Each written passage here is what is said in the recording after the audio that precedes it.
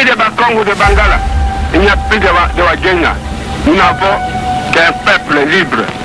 Nous sommes tous des citoyens. Nous devons marcher à fond, même conclure des accords avec le diable pour refaire l'unité du Congo. Rien à faire. Le Congo restera un et indivisible. Au service de la patrie, il n'y a point de camp politique. Seul compte. Allez, Mbote, Balandia Bomoko Télévision, et Sengokwé Bakibozali, Belé, Mokola Liboso, et semaine lundi le 9 septembre 2024, afin rentrée scolaire, Banabazongi, effectivement, dans la ville de province à Kinshasa. J'espère qu'il n'y a pas province Bazongi, Topé Simbo Temingi et pas un déco merveille Katumba. Vous allez réaliser une mission à Mokolelo, lundi le 9 septembre, Bomoko na Ekolo. Merci. Nandeko Nabiso, Azali Pava, Emmanuel, merci na Emmanuel, à la prise de vie, na Bosente Gilles Payo, na assistance, Mbote na ba continuer sur Zolanda Biso, na moment oyo. Topé Simbote na ba Congolais bazali na Kinshasa, ba Congolais bazali na Mikila Poto, ba Congolais bazali partout, bazali branché na moment oyo pour na Rolanda émission na bino bomoko na ekolo, autre le bela kaka. Actualité politique na mboka na biso, tozala peut-être misa tout na plateau na biso pour réfléchir, mais en attendant tozu espère juridique, maître avocat, on ça va point de vue par rapport à l'actualité, vous allez connaître Kanakati à Mboka na biso, Mbote mingi na merveille Katumba, peut pas déconner sur la biso, vous allez brancher, vous allez décider, vous s'abonner belé na YouTube, vous moko télévision, puis na Facebook pour la Rolanda Kabamana Kanabino et Amikol Nyoso. Vous allez mettre rugby là, vous allez moko na kati ya union sacrée, vous allez na kati ya parti Sinarko, ya mwana mboka Aimé Pascal Mongo Lokonda, vous allez sénateur et député national. Avec côté la biso pour Kabola Makanisi na Media Lelo. Merci des temps vous allez belé vous allez kolanda biso beaucoup comme la biso na 089 52 66 986 to pe Robin na biso na numéro na botin ba SMS na bino boko zwa biyona na bino na kati ya plateau. Merci mingi na mona mboka bobo to oyo azolanda biso pe depuis quelque part pe ba congolais nyoso bazali côté la biso justice mboka na biso. Est-ce que réellement justice est malade? Quelle est l'attribution? Il y a le ministre de la Justice face à magistrat, qui est prêt de faire les alliés. Le ministre de la Justice a le bi pour naïe, barokotinda, tout na prison et belé bongoté n'a pas fait Bénin. Donc mutaïbi kiti, mutaïbi téléphone pour tinde na katia prison, mais le magistrat habité. Les alliés monsa na bango, souvent mon infractueux alliés, barotinda moto na prison, c'est très important. Attribution au ministre de la Justice face à magistrat alliés, ni toro le belé yango. Est-ce que vous allez coller la carte de justice na monsieur alliés malam, ou tous alliés mabé? Évasion dans la prison centrale à Makala, tu relèves la yango, tu relèves la cohésion nationale, tu relèves la tout, puis tu relèves la marambo, ya moto, puis tu relèves malelo, na kati ya République démocratique du Congo, kuna na Tanzanie, RDC relèves na Éthiopie. Allez, mbote mon mboka, maître Eric Bila. Mbote de comprendre, napesi yo merci pour l'invitation, na yo. Na zopesa mbote na ba téléspectateurs nyonso ya Forum TV bomoko média ici ka bazali kolanda émission na yo ya kitoko bomoko na ekolo na zali na kombo ya honorable Aimé Pascal Mongo Lokonda pour souhaiter na kombo pe ya Sinarke bonne chance na équipe na biso ya Léopard oyo ba obeta lelo na Tanzanie na Éthiopie pour na éliminatoire ya Maroc 2025. Maroc 2025, donc bonne chance. Déjà prestation à Bango contre Guinée, ils arrivent plus ou moins bien. C'est-à-dire plus ou moins bien. Plus ou moins bien. C'est-à-dire moi réaménagement technique moi au Sengele Salama. Merci Ming na chef de l'État Félix Antoine Tshisekedi. Tu l'as montré sur mon vidéo dans les réseaux sociaux. Nengenemi, il est en tant que premier sportif à la République. À motiver à jouer. À solo lina joueur na biso pour motiver Bango. Je pense que les victoires est allées. Très bien, merci.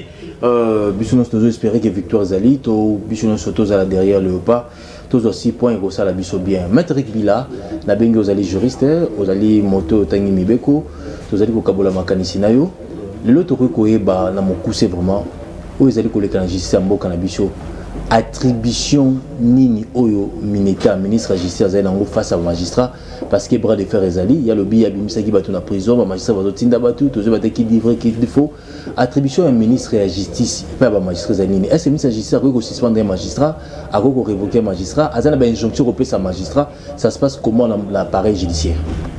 Non, pour une fois non si ba téléspectateurs on va fixer sur les cambos d'abord bras de fer ils ont souhaitable été entre ministère de la justice et le conseil supérieur et la magistrature parce que bazali locaux là bazali le colonna le boko c'est-à-dire les deux branches et Sengel Bazala unis pour que tout ait la bonne justice, administration la bonne justice, dans le Canabiso. Donc, bras de fer, ils sont souhaitables, mais je ne pense pas aussi qu'ils allaient. Mais dans le cadre du pouvoir, on n'est pas parlé d'attribution. Le ministère de tutelle qui gère tous les magistrats en République démocratique du Congo, c'est le ministère de la justice. Ils ont géré administrativement les magistrats. Bon conseil de magistrature, Moussa Langozani. Ok, d'accord. C'est-à-dire, conseil supérieur, il y a magistrature, bango bazali organe technique, organe opérationnel où ils ont géré les magistrats. Donc, ministre, vice-ministre d'État, c'est ça, non? Ministre Constant Moutamba, normalement, sur le plan de la procédure, au nom de l'indépendance de la justice, il ne peut pas donner des ordres ayant trait dans le pouvoir reconnu dans le magistrat. Très bien. Il n'a pas des ordres à donner. Il a immixé dans le dossier pour orientation et puis à procureur ou bien à juge, ils non faisables, ils déviation à procédure. Très bien. Alors, je ne sais pas si ça se passe comment, mais quant à dire que le ministre peut commencer à donner des ordres dans le sens, il y a Salaboy, dans le dossier Bimisaboy, Kotisaboy, non, ça c'est pas. Avant de dans la prison, il faut que les capanaïs. Non, ils ont une violation à la loi. Ministre Moutamba, je pense que aux avocats, le rôle en Ngaï, tous féliciter, enthousiasme dans le ministère de la Justice apparemment. C'est comme si vous tenez à ce que les choses puissent changer. Mais pour que les choses changent dans le niveau de justice, il faut respecter l'égalité. L'égalité. Il y a un zone de locaux, il y a un qui ça. Les ministres s'embrouillent. Je ne le dis pas dans le sens de les diminuer, mais dans le sens avec un message dans l'Aïe. Le problème, il y a que désengorger la prison, ce n'est pas un problème de faire sortir les gens de prison. Il y a une solution. Déjà, notre prison là, à part la privation de liberté, et leur mot na quantité pour monter à côté de prison, à comme la mentalité tant bima a changé vie a changé comportement na exacté. Pour les alaka couper pas, non ça bilanga. Il y a un effet zéro de la prison. Au moment là, bateau babimara, bango rande bateau ming. Parce qu'il n'y a même pas un service psychologique pour voir si la personne est en état de réintégrer la société. Très bien. Vu déjà, Mouta s'est retiré de la société pendant 5 ans, 10 ans, 3 ans. C'est-à-dire, mentalement, c'est plus la même personne. Pour les maintenir comme même personne, les Sengeli, structurer dans la 4 de prison, et comme c'est moi, bon, y a maté. Mais le problème, il y a désengorger la prison, il y a premier au bimsa. Parce que, c'est loin, mais le vrai problème, c'est maître. Le vrai problème, c'est le Congo n'a pas de maison d'arrêt. Maison d'arrêt, maison d'arrêt, c'est comme ça les termes. Nous, tout le monde en France. Et on a regretté, on doit dire la vérité, sortie, ratée. Il y a vice-ministre de la justice. Il y a 2 morts, en termes de 2 morts, qui peut parce que ça choque. En termes de communication. Quand il dit qu'on trouve même des suspects à la prison et que la prison est faite seulement pour les personnes condamnées. Non. La prison centrale à Makala, ils ont une double casquette. Ils ont en même temps prison, en même temps maison d'arrêt. Parce que dans nos parquets, il n'y a pas de maison d'arrêt. C'est-à-dire, si on fait seulement une semaine, les gens vont mourir dans nos parquets ici. Il y a Kinshasa, il y a Congo Mobimba. Il y a une prison. Mais oui, l'unique endroit vaste, il faut contenir bien qu'il y a un peu comme par rapport à la démographie à ces populations. Et ça, et là, comme ministre, il faut ça, pour les désengorgement, va poser ça, abanda kotonga maison d'arrêt. Maison d'arrêt, c'est nini. Tant que en attendant que le procès n'a pas comme souka, va condamner yo. Ce qui justice a monique, il faut ça dans la maboko pour s'échapper de la justice, va vendre ici dans la maison d'arrêt. Va vendre ici au sambi na yo zongi ti mukona dernier ressort va condamner ou bien va relaxer au salini au bimi. Alors tant on va retourner à la maison d'arrêt vous comprenez que dans Makala, 70% des personnes qui sont à Makala ne sont pas des condamnés. Mais il y a un ministre qui va faire béné beaucoup de... Non, le problème, ce n'est pas le fait béné. Le problème, c'est qu'ils ne sont pas condamnés. Ils ne sont pas condamnés. Moi, est-ce que c'est un magistrat? Quelqu'un n'est pas commandé pour retirer. C'est un magistrat. Ils ont manque à suffisance à ma maison d'arrêt. Parce que. Nous avons construit ma maison d'arrêt. Mais le ministère de la Justice, évidemment, l'État congolais. L'État congolais doit construire, évidemment, en partenariat ou bien en collégialité, rattaché à la ministère de la Justice, notamment droits humains, notamment affaires sociales. Ils peuvent le faire en tripartite. Ici, le problème, c'est que la prison, le ministre Yoka. Ils ont pressé à la prison, ils ont pressé à la maison d'arrêt. Parce que, si on a une fréquence, il y a un procès à Bisso, et ça aura toujours plus de 2 ans. Jamais on a un procès, c'est 3 mois. Et ça aura un juge qui est dans la banque de 4 ans, 2 ans, 3 ans. Dans l'entretemps, c'est tous les jours qu'on arrête les gens dans les parquets. Je dis bien tous les jours, on arrête les gens dans les parquets. Or, ceux qui donnent la suffisance à ma maison d'arrêt, d'abord, première opération des années, il y a qui la prison là. Oh, nous sommes tous condamnés à la maison d'arrêt. Dis-moi. C'est là aussi qu'il y a Bakangela qui. Si Bakangela qui est dans le parquet général à Matete. Ok, la maison d'arrêt, il y a le parquet général à Matete. Si Bakangela dans le parquet général, il y a Kalam. Ok, la maison, il y a le parquet général à Bno. Vous comprenez que rien que par cette opération, on sentir déjà que la prison, il n'est pas que 70% de la prison, non condamné, mappé. Il y a un mandat d'arrêt provisoire, il y a un procureur et caca. Fait Bénin, c'est un problème d'appréciation, il y a un magistrat. C'est un problème d'appréciation du magistrat. Mais le ministre aussi doit connaître que. Est-ce que tu as un prison pour la quitte à plastique à Ibi pour le téléphone? Non, évidemment, ils ont fait Bénin. Il y a fait Bénin qui peuvent être réglés dans la mandat transactionnelle. Mais il y a une amende transactionnelle. Est-ce que vous avez un magistrat? Non, on n'a pas parlé déjà de Gérard Desalara, non? Ok. De Gérard Desalara, mais opérationnel, ma cas cité. Normalement, déjà, on va parquer, si on doit faire cautionner pour la liberté provisoire. Il faut qu'il y ait un bureau de Gérard Desalara à parquet, ça lier une note de perception à la banque, à foutre la trésor public. Après, on va un magistrat. Et ça a déjà bon, c'est ce qui est prévu. Mais j'ai parlé avec beaucoup de magistrats, des politiciens, pour m'enquérir du problème. Ben, ils disent que non, de Gérard Douala par semaine, ben, il y a une fois, ou par mois, 2 fois. Ben, il y a une fois, 2 années. Bateau habilité, c'est-à-dire le ministre devait plus s'atteler à travailler avec son ami, il a financé avec la Gérard pour que effectivité il y a installation. Très bien. Il y a un guichet à la banque et à la parquet, non, de Gérard. Merci, moi, Lamboka, maître Ekbila, très intelligent. Nalingago Makas, parce que l'explication est claire. Tout ce qu'on appelle maman Labisso, Zokota, Maïzi, Ozali, 4 monnaie, na Asseur, parti cher, et mon Lamboka, et les Ertamboué. Il y a peu de monnaie mingi, le ministre de la Justice, comme ça, Moutamba. La prison, va vraiment aller vendre. Bon, autant on est partout, bazon, qui va tout le monde, vous pouvez rappeler. Après, c'est une député, ils ont accompagné le ministre partout. Ils ont tout bien dit, maman. Après ça, biso moi lolaka na bango parce que les alliés très importants. Mikolo Belé, maman la biso grâce à Zalego Mona dans la société, bah faire des cas mingi. Mazonga biso dans le monde politique c'est très important. Avec au Kabola Makanisina, va Congolais Nyoso va zali côté la biso na Midalelo 89 52 66 986. Vous allez belé vous la biso na Facebook, vous la biso, vous la sur YouTube. Il y a bon moko télévision, vous s'abonner belé pour la cause avoir information zali koleka na kati ya mboka na biso. Mbote mama grâce. Mbote papa Brown. Mikolo Belé hein. Vraiment. Occupation et puis santé dérangeait qui dérangeait vraiment ma casse. Mais ça va. Ça va. Tu as kaka pona mosala otopona pona ko maniola makambo ba imboka ba mona na lolenge moko to mususu eza erroné biso to yaka wana pona ko manuela ba mona lolenge ya malamu po biso to poni ko zala na ngambo ya république ngambo ya mboka. OK.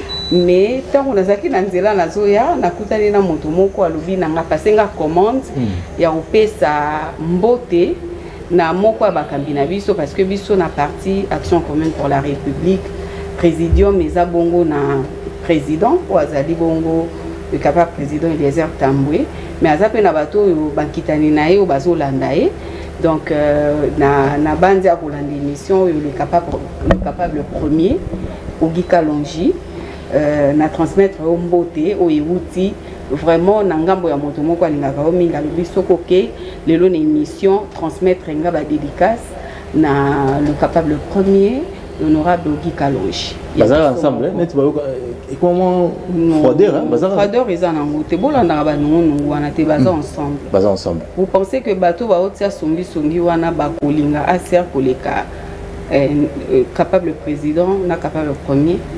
Mais pour nous différencier, on capable président, capable premier. Différence on a pourquoi? Ezaka le président de la République na premier ministre mon amtana ba prérogative naï. Capable premier donc il y a Zolanda directement au capable président. Très bien, merci. Politique amour à Eric Bila. Allez. Maman Grâce. Maman Zolé Kanakati a justice en Bokanabiso. Est-ce qu'il y a un bras de fer entre ministre de la justice et magistrat parce que à l'objet il y a dans la prison, vous avez un double lissousou pour avoir fait Bénin, ils ont quitté côté, ils ont dit sabotage. Vous êtes sûr qu'il a réglé ma dans 2 semaines. Est-ce qu'il y a un bras de fer entre le ministre de la Justice et les magistrats dans le Canabiso? Je suis maître Eric. Merci madame. Je suis juriste, je suis avocat, je suis na sali droit. Ce qui a apporté analyse par rapport à Makambo sur le plan forme. Maître Eric est sur le plan fond parce que il y a Tangi Makambo et Tangi Mobeko. Mais ngana lingi thématique oyo qui nenango na mituna na me poser qui ba question d'abord mon kondi amboka alobi na biso que alobaki que la justice est malade. Or to kenda mosika bamboka nyonso lelo tozo louer oyo ba kongomani baza soki ba balali baza ko rêver ko kena bamboka wana eza lolenge ezali pourquoi parce que eza bâti sur la justice. Que c'est la justice qui élève la nation. Ce qui mboka wana justice est en respecté, peu importe au sala et quoi aboutir na eloko mon côté pour justice n'est pas même socle. Il y a un monument nzambe na bato baza ba chrétien babi que trône na eza bâti sur la justice, la droiture et l'équité. Très bien. Vous comprenez? Alors est-ce que bras de fer et sengeli ezala entre ministre de la justice na ba magistrat?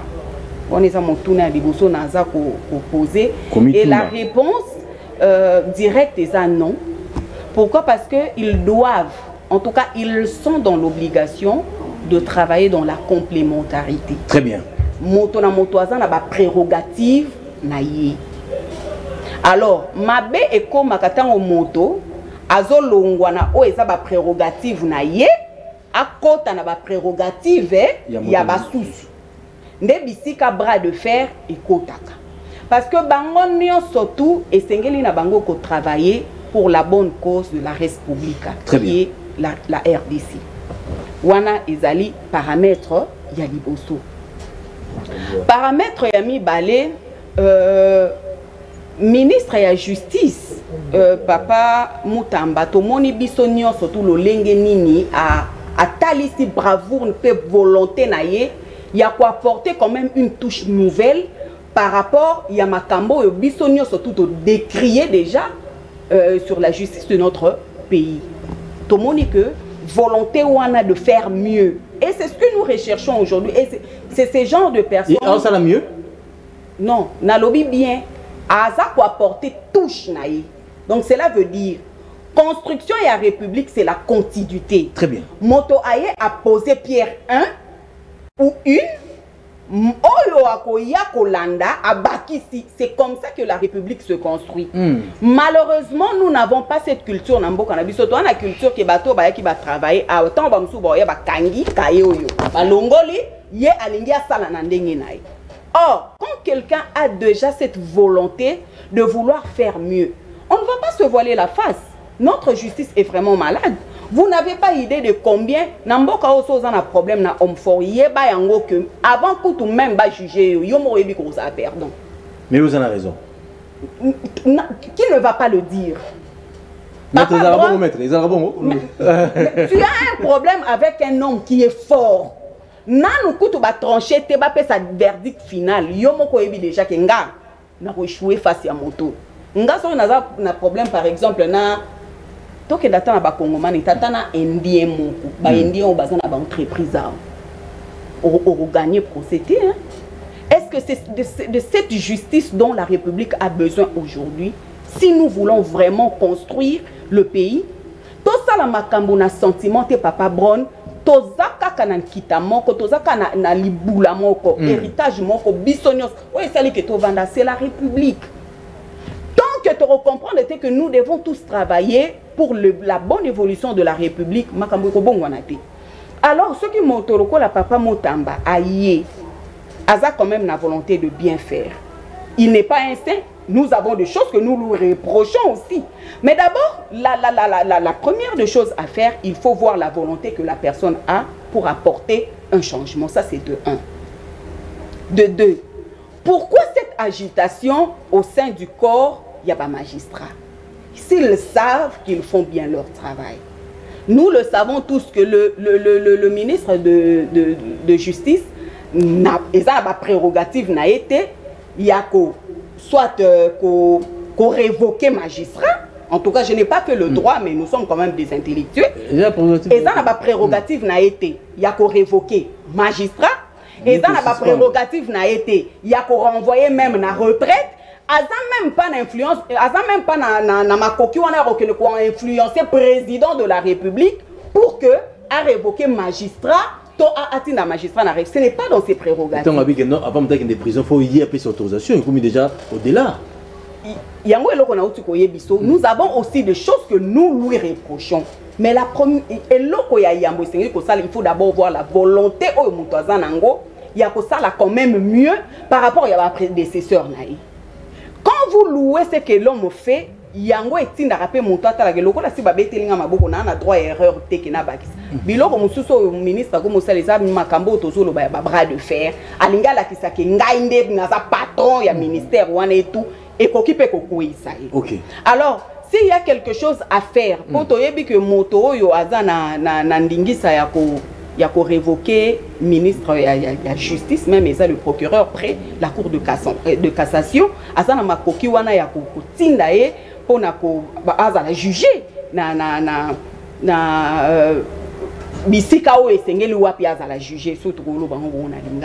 mais la chose à faire na bango nyoso tout ezala corps ya ba magistrat ezala ministre ya justice il ne sera pas éternellement ministre à justice. OK. Yé mission na yo na volonté na ye o ya zui ya koluka ko tia vraiment mon boko pour que justice ebana maya solo asala mosala na ya assez limité wana parce que nenge ba musicien ya Félix Oazé kwa loba olingo tia tio d'échappement na vélo au BBC esthétique bon vélo esthétique bon vélo asala mosala na ye o ya malamu oyo ba kongomani nyonso tout lelo en tout cas na ba oyo ba landaka ba actualité politique te lelo ba olobela makambo oyo Constant Mutamba so sala baso lobela ngoki non ye au moins il a quand même la volonté de faire la gouvernement soumis no oyo la star c'est Constant Mutamba. Asa la kaka malamu aluka ko kende au-delà ya makambote de peur que abebisa même osala ya malamu oyo bato ba obetelela maboko. Très bien. Merci. C'est un peu ça. OK, d'accord, mais rapidement nous en avons noté semaine passée évasion tentative évasion Salamaki et c'est prison centrale à Makala wana. Tentative évasion ko sala vraiment ba tobolami, ba service ba ebaté, ba traitement masasi, plus de 129 morts ba koufi, 55 plus de 69 cas de viol, est-ce que maintenant prison centrale à Makala, la capitale Bazali, la complot de service est-ce que bien planifié, est-ce que erreur à service de sécurité, est-ce que erreur il président de la prison, la capitale, responsabilité est la moto à maître Bila, vous allez monter au Non, à l'ère des choses, on n'a pas le droit de responsabiliser qui que ce soit dans la mesure où le procès a ouvert en flagrance. Oui, bien moi que le procès allé contre la présumé auteur il y a tentative d'évasion. Présumé azali moto bazo kanisa loko yimta sali kam. Donc présumé azali mutu oyo nanu ba condamné été na justice. C'est-à-dire même ceux qui osent devant tribunal et qui parquet à Kangio, la loi vous reconnaît cette étiquette de présomption d'innocence, c'est-à-dire que culpabilité vous allez établir dans un jugement en dernier ressort va condamner. Donc, la ministre, on ne peut pas dire que c'est de la responsabilité de tel ou tel parce qu'il y a un procès ouvert justement pour connaître les motivations na bateau bazaki simalikamboana. Donc par prudence, par respect et élégance dans la science na biso droit, je ne peux pas me permettre de commencer à responsabiliser les gens. Je n'en ai pas le pouvoir. Mais analyse que tu as mis, on a comment? Non, analyse les alliés qui pour l'évasion, il faut savoir ce qui est réel. Est-ce qu'on savoir l'évasion? Non, c'est-à-dire on ne peut pas s'atteler sur ça. Parce qu'il y a un procès ouvert. Il y a un homme qui éclairer Bissot. Mais ce qui est vrai, pour que l'évasion salement, il faut que Babylone soit soit Boukimir, soit tout le monde qui va Tobolimir, soit. Mais c'est pourquoi nous voulons quand même un procès équitable, un procès sérieux. Parce que ce sont nos frères congolais qui sont morts. Et quand on est en prison, ça ne veut pas seulement dire que automatiquement, vous allez la faute. Il y a des innocents qui sont en prison. Il y a des gens qui ont été arrêtés pour des faits bénins.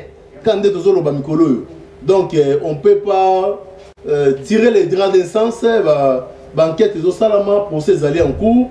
Je pense que le moment venu, la justice va nous fixer de quoi il s'agissait réellement. Moi même appris qu'il semble qu'on a lancé, qu'on aurait, en conditionnel, solo arrêté le directeur de la prison pour des raisons d'enquête. Le directeur SNEL, attendons ce que mais est-ce que ça a fait vers la prison? Soldats ont autorisation au bête massa sont dans la Chine. Non, le problème au bête massa c'est les problème il y a fait verté, les problème il y a circonstances ni nous bête massas. C'est ça le problème. Parce que sur le monde va prisonnier, les combles c'est ça. Et on va il faut interpeller l'autorité à la Bissau. C'est-à-dire tout le temps il faut un recyclage pour nos militaires, il faut l'enseignement va s'adapter à modernisme, il y a des policiers qui sont dans les lots. Et les dotés de matériel qui permettent d'empêcher la bloc. Aujourd'hui au Congo, l'unique moyen pour stopper un désordre, c'est la ramassage. Balle réel. Or que ça au bien, normalement, sur le plan analytique, au moins il y a disproportionnel que Moussa tiré Moussa Moundou qui c'est-à-dire rien que par le fait de bêter le colo, ça dérange les gens. Déjà au banc on a déjà, c'est-à-dire que bêter le colo, Moussa bougeté, les gens paient. Mais quand vous tirez à beau poids, quand on a beau comme un c'est ça là les garçons ont émission, la même chose dans chaîne donc dossier ça devant justice, ici il y a un rapport à la justice. Mais dans Baliboso tentative d'évasion. Non, ils ont toujours, c'est-à-dire comment est-ce qu'on va travailler ensemble? Bah idée à la rami balé, soit bomizwani idée à malamu, soit idée à mabé mutubozwa. Mais on les a guidés. Alors, dans la place n'est la prison, il faut pas faire ça mingi si bah idée à mabé. Oh bah tu vas rozwa. C'est-à-dire que c'est un mécanisme qui me dit mabé comme c'est-à-dire bon on va d'abord bon si 15 makambo ba idée mabé ko pas prisonnier.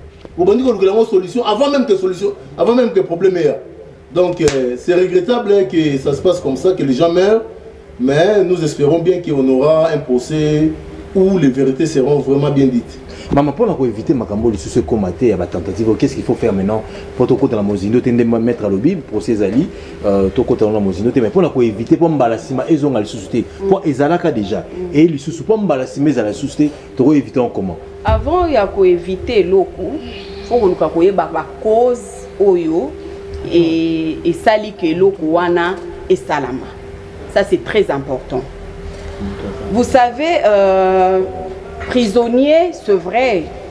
À quoi qu'on a Salimabe, Bakangie, Batina moto na prison, babé un centre de rééducation. Très bien. Batina moto na prison, ce qui a Salimabe pour que attirer les sons que tant on a oublié, ce qui bakatelier condamnation à mort. Ce qui bakatelier 50 10 ans, tant on a oublié, na zongi la lisusu mabe oyo, na salakiti. Donc, ceux qui barotinda ka bateau na prison pour que tirer les santé, ça ne sert à rien ya rotinda bateau na prison. Parce que tous on a même bana wa bakuluna. Bakangie à quelle prison abimi azongi mosala kuluna. Alors, à quoi a servi le fait que botinda qui est na boloko? Parce que boloko est le centre de rééducation, de réinsertion à la société. C'est comme ceux qui battent bino botindi na boloko, bazan na ba conditions inhumaines. Je vous assure, ceux qui sont na prison et à Mikili à poto, ba tentative d'évasion ezalaka. À combien fort na prison locale à Biso. Nous voyons des vidéos qui sont virales sur la toile. Comment on a condition dengi au wapi, bazo lia, bazo lala, même parfois ba mboa o Biso to boko la na banda ko bazan na ba condition wanati. Déjà, mon tour est condamné à subir déjà peine Yamabe ou Yasalaki. Vous êtes quand même dans les conditions. le plus, on dira pas les meilleurs possibles, mais quand même condition humaine où est ça là que ça a quand même le coup la moto. Petit besoin na ya sala ngona ndenge ya malamu ko sokola na ya sala ngona ndenge ya malamu pe bilei otolia ke za kisi mobimba otokotsa na nzoto qualité ya santé ya moto dépendra pe na biloko azolia ba prisonnier wana balia ndeni siko bato ya lolenge wana bolingi makanisi nini eza na mutu na bango ya malamu to ya mabe osala kala makanisi ya mabe.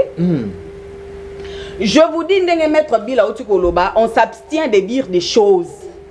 Vraiment on s'abstient à koloba ba makambu. Parce qu'il y a déjà une commission qui est mise en place par madame la première ministre, la ministre intérieur, et puis procès déjà est en cours. Bisoto faut dire la loi T pendant que Moussa les a salama.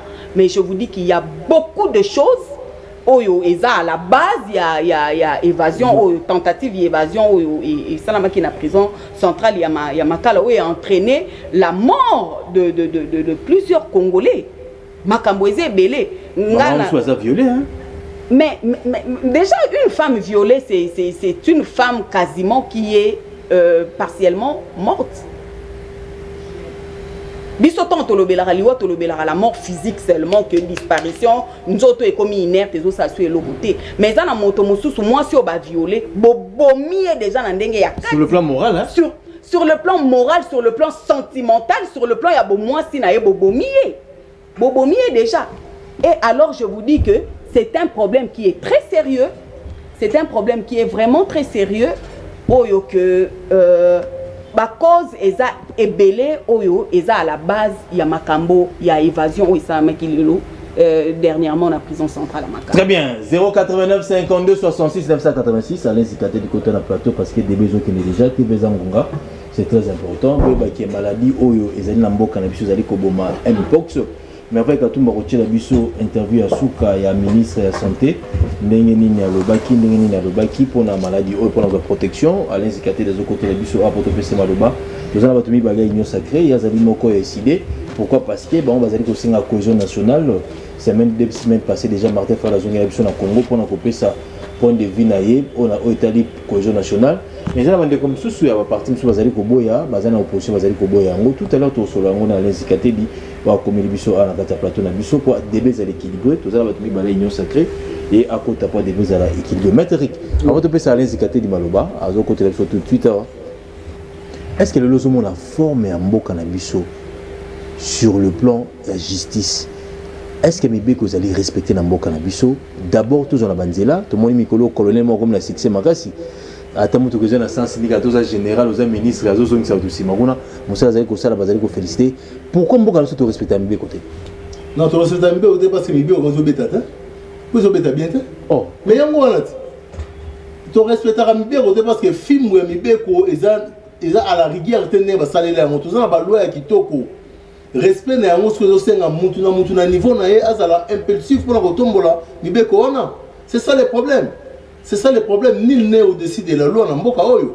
Nul n'est au-dessus de la loi. Problème ezali applicabilité na impunité. Yango nezo boma Congo. C'est la recherche applicabilité na impunité ngo. Non, ça dit ba procureur généraux ba procureur ba parquet na biso. C'est fa ezali na justice. Oh mais tant mon konza moko na bi que justice est maladie. Bien qu'atangela biso maladie té. Biso mo photo pour nos maladies. Et maladie.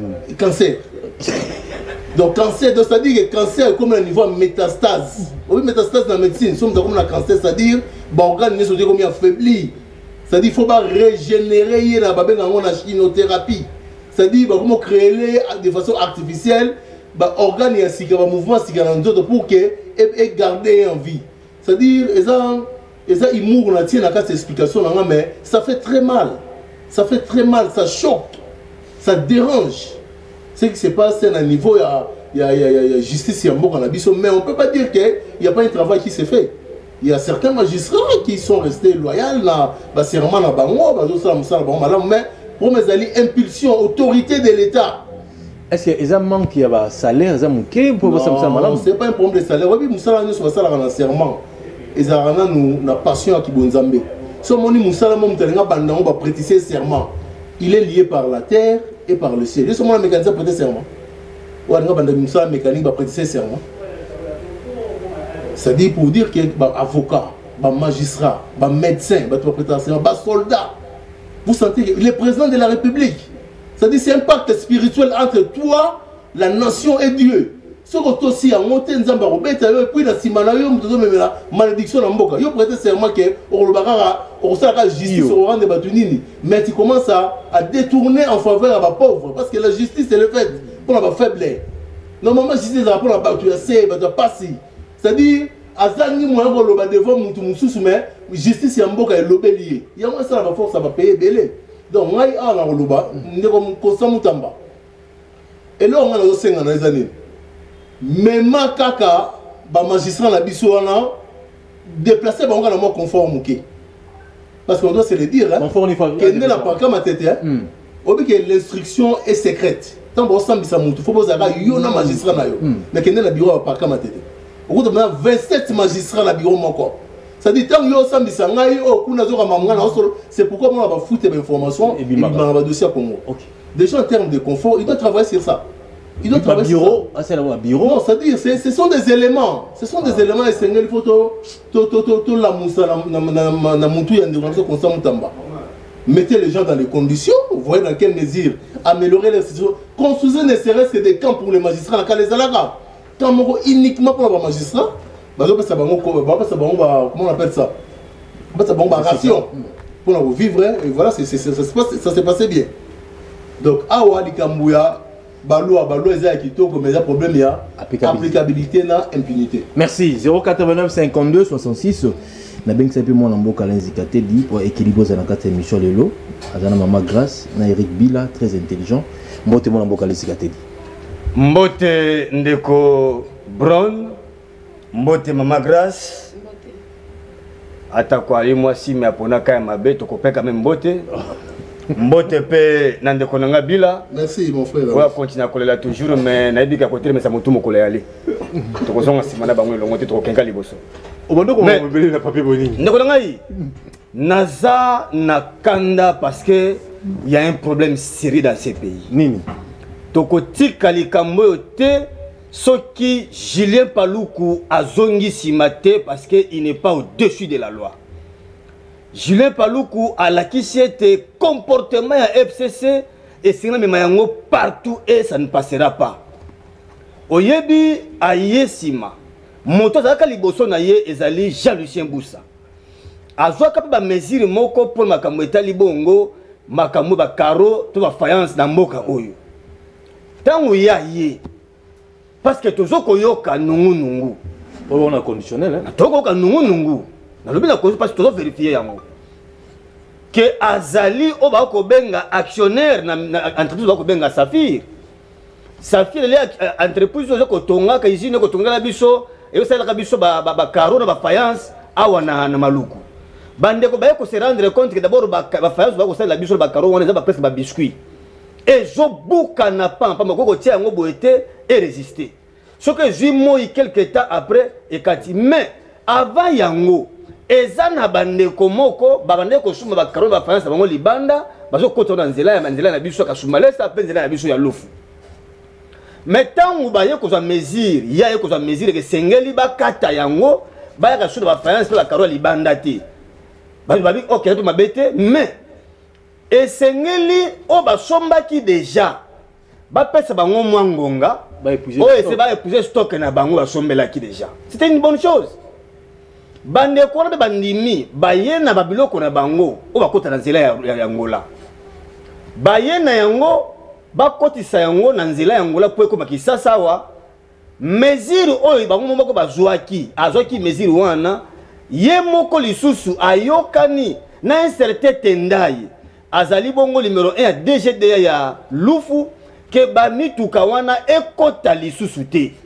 Pendant qu'ils sont encore dans les délais. Les délais, on va passer bon. On va passer qui bango yango. De 12 août, si au plus tard, 12 septembre. Donc ils sont encore dans les délais, mais bakangi bango yango nzoka bandeko wana, oyo zoko mona. Et loko zo kamwisa, ndeko zo mona chinois. Azali moko ba ba saka ko na Safir wana, donc izino ya maluku wana.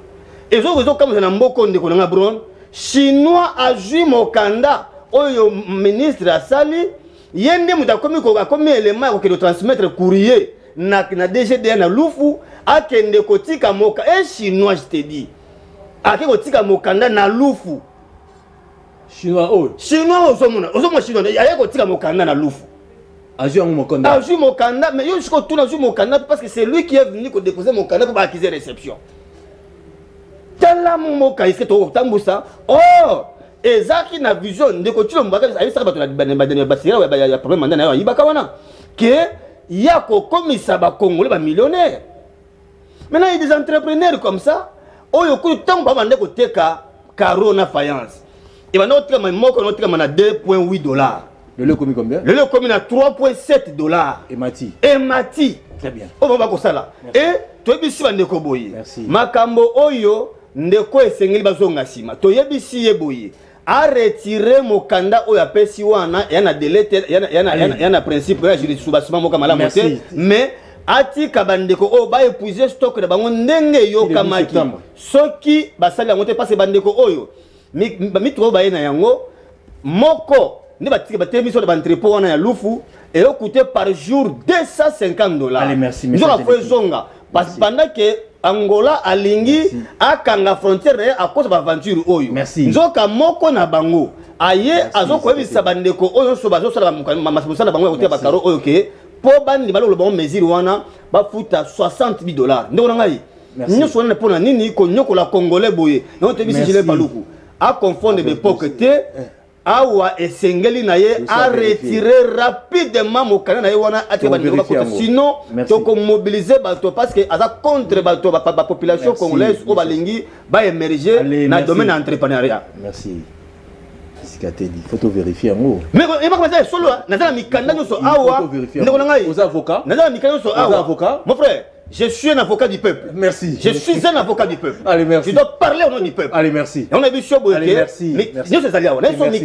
Tout est allé. Merci, et tu repasses à bien en preuve en appui avec des éditions spéciales. Allez, ces bras de fer, les alliés ont mis sa justice dans le magistrat. On a poussé des gens. On a poussé des biscuits. On a eu le copé de l'Embiango. On a vu ça, on a populiste. Atika biso pe kimia. On s'est amusé là-dedans. Atika biso pe kimia. Mon frère, osons imaginer aventure ambigi otomoni na oya prison na oya eleki na bureau na yi et ça na mokolo moko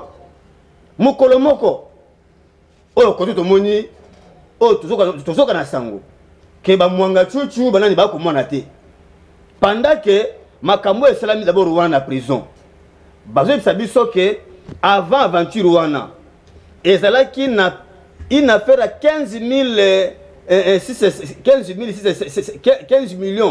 hein? 15 millions 500 000.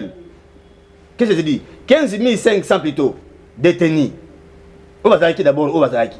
Le lot oyo, si vous avez dit qu'avant de cela, il n'y a eu aucun évadé, selon certaines sources. Aucun jusque-là. Mais, Nakachango wana, Sokolongoli, ba o ba kufi, 129. Mais na kati kula semble effectif est que la cour na kati ba prisonnier ko ba détenu et ali 13 000 et quelques. Parce que ebelo musu baza na espace entre 15 000 na 13 000 ba outu ba kibaza wapi. On ne veut pas nous dire la vérité. Il y a quelque chose ndeko ngai. Procès anon. Procès anon mais na biso boy. Et c'est pas ça s'appelle biso parce que tozoka ke mwanga chuchu azate. Te na biso zoyoka te mais na pour na ko kende ko dissiper tout malentendu. Qu'est-ce qu'on fait? On nous balance quand même les images. Et ça peut me tuer à tendre qu'on a. Très bien. Tu habites que tu confirmes, tu affirmes. Non. Mais tu dis que tu es bron, qui n'a place pour azater. Tu peux savoir que tu es bron, parce qu'on nous dit qu'il n'y a aucun évadé. Et comme moi, il y a ce tir le loyo, on a commis sa vérité pour mettre la prison. Mais pour justice sur Téléma, qu'est-ce qu'il faut faire? Ne konanga. Justice pour Téléma et Sengeli tout éviter. Tu es facile comme homme fort. Très bien. Dès lors que tu as un homme fort de Konanga, tu aurais recouru au principe à Montesquieu, alors ça veut dire que la loi est faite pour un petit peuple. Et vous avez mal à monter. Très bien. Nous avons quand on a posé que un petit peuple, on va commettre ça, on va dire terme péjoratif, parce que nous savons que tous nous sommes peuple. Mais comment qu'il y a un grand peuple, un petit peuple, comment? Donc, nous avons un petit peuple. Oh, ce que j'ai problème, il y a X. Allez, merci. Que boche biso no sondenge moko parce que tout homme a été créé égal à musique na mosusu. So ba tia ngwe le longwe mon frère bolongoli ba impunité bolongoli ba trafic influence sur ce belé bolongoli biso ba biloko la sabiso ba populisme bolati biso musala ya malonga ya solo justice a Congo pozo na sima ndeko ngai ya eloko bokwe. Merci. Allez, na bengisa kio pour la nini oyamba libosuna yamba bango na moi oyo depuis Martin Fayulu zongaki na ngio bandana ngo pepe pesa vraiment makanisi. Pourquoi Martin Fayulu senga cohésion nationale? Est-ce que mboka na biso na situation to zana ngo e senga dialogue to vanda to solo là? So to vanda to solo là, to vanda to solo là nini na mboka na biso parce que ba institution na seza malamu. Pourquoi Martin Fayulu zali ko senga cohésion nationale na moment oyo pas même une année banda mokonzi mboka zui na deuxième mandat na bozoni ngato vanda. Ya lo bayi keno balamba bali alelo ya bengsi bato susu importance ya cohésion nationale na moment oyo ezali nini alinzikate di. Balamba bali d'abord zo na oasima. Bato fu ba comprendre makambo. Bato balingaki bakende koluka ba poste po na ba vie na bango. OK. Biso to mona d'abord vie ya Congo ya bisote. Parce que eloko est différencié ka homme politique dans homme d'état nde yango wana. OK. Homme d'état aza o incarna ka l'âme de l'état. L'âme d'état pardon na kati na ye. Aza oyote azala ka pona intérêt mesquin na ye, na beaucoup plus intérêt général. Atela kamboka na ye, atela kana na famille na yete. Martin Fayulu tanga mona yike bato bako linga ko kende bazo ba poste po na bango nda lobité. Donc to bakite bala balia, to koya makamona te. Mais oyo ezali kambo ya mboka, cohésion nationale. te konanga bron.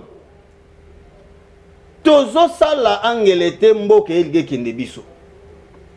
Si on ne fait pas attention mon frère Brown, le pays est au bord de l'implosion. Yango zo senga cohésion. Ndeko Brown. Ndeko tilo mba confondre te parce que tozo ko senga poste te. Bandeko musu ba confondre parce que tozo ko senga poste te. Mais totala ndeko tilo mba zaki d'opposition. Malgré peu importe le comme na pouvoir mais zaki l'opposition.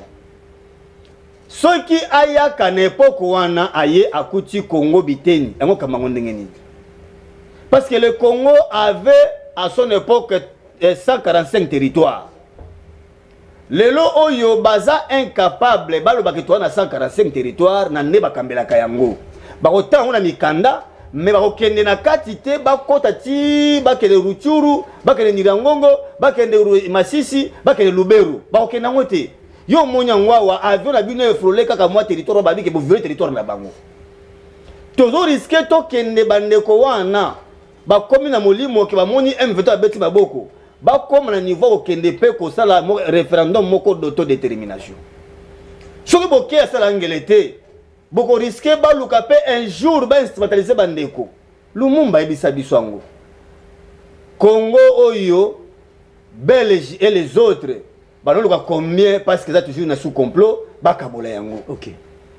Toi na posa que to bunda entre nous mais to ba to bunda na Congo mobimba na yango. Mais pourquoi cohésion nationale? Mais yango nde yango wana pourquoi yango wana? To lingi boyi. Ya liboso to préserver intégrité territoriale. OK. To simba Congo mobimba parce que l'article 63 ezo pesa maman et pesa papa biso no so awa ndingi se ko garder Congo mobimba nango ndenge ezali. OK. Ya ko bundela yango sikaka mombeti ya bebele moko. C'est ça la cohésion nationale. Tolingi sunini. Tolingi te to kende ko solola to tala ndeko nga Brown. Congo za gérer malamu te.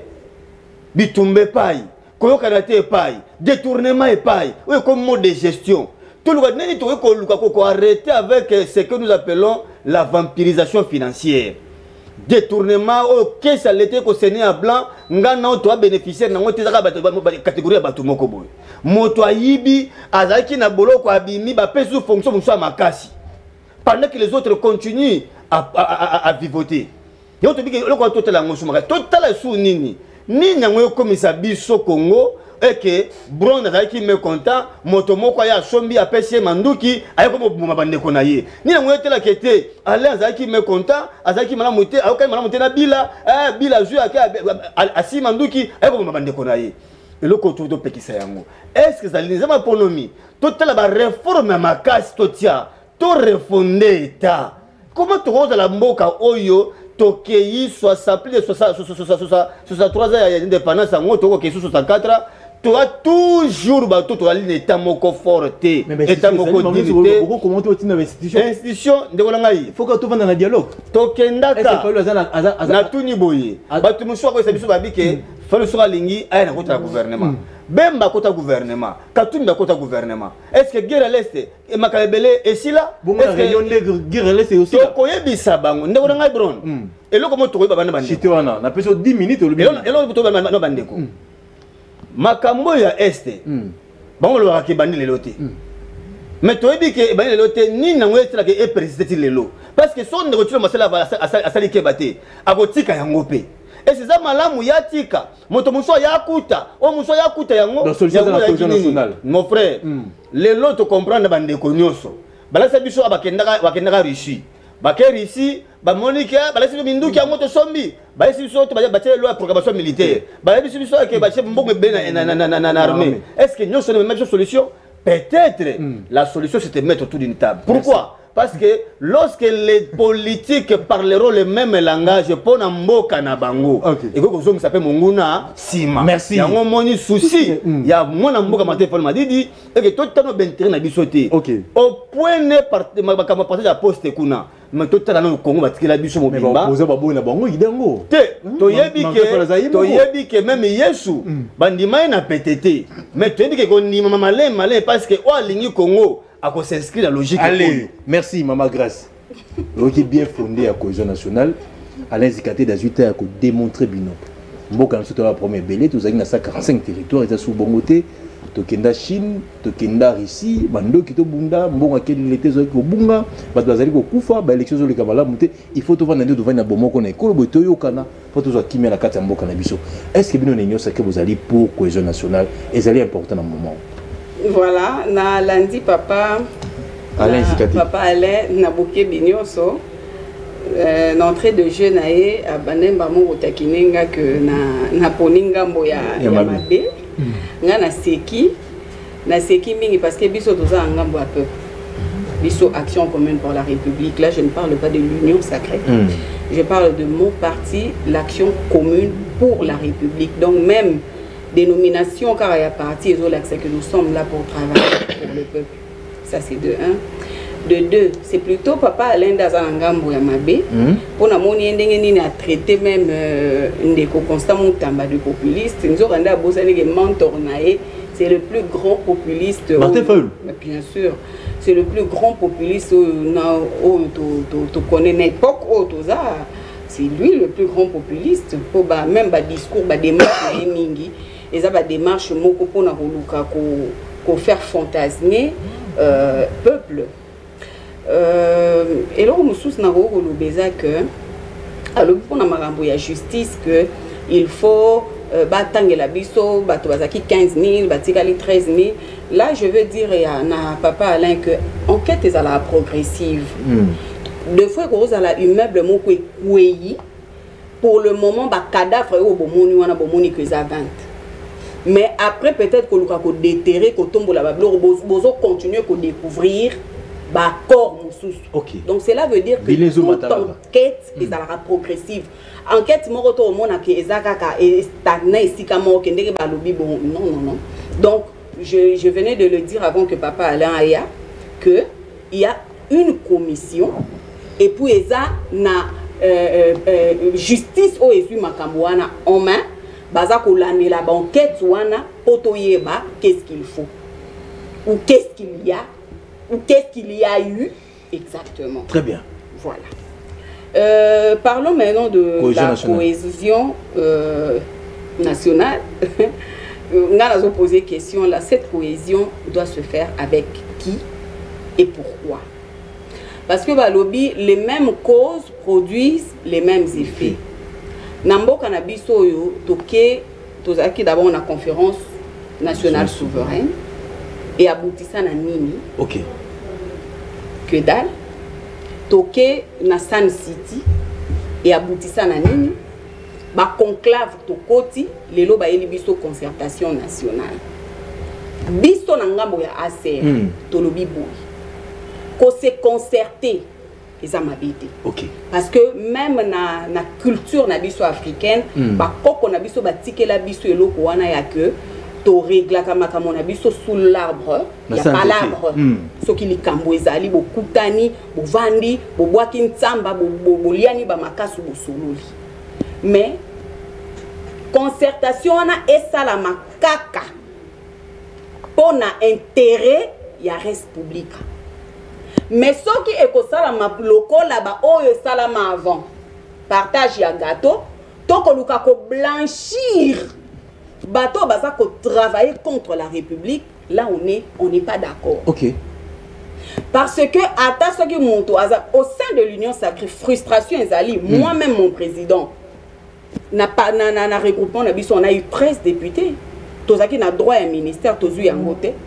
Et comment vous avez la raison pour moi Mboka Eliezer qui n'a si mamandoki pour bon ma Congomani parce que quand on mène la guerre, on ne tue pas que les ennemis et les compatriotes et le peuple oh soi-disant yozo lingo libéré bakufa tout le monde a un soldat ko beta balle perdue ou que est innocent. Ce que tango yozo qui n'a aussi mamandoki contre la République pour une raison que vous a frustré.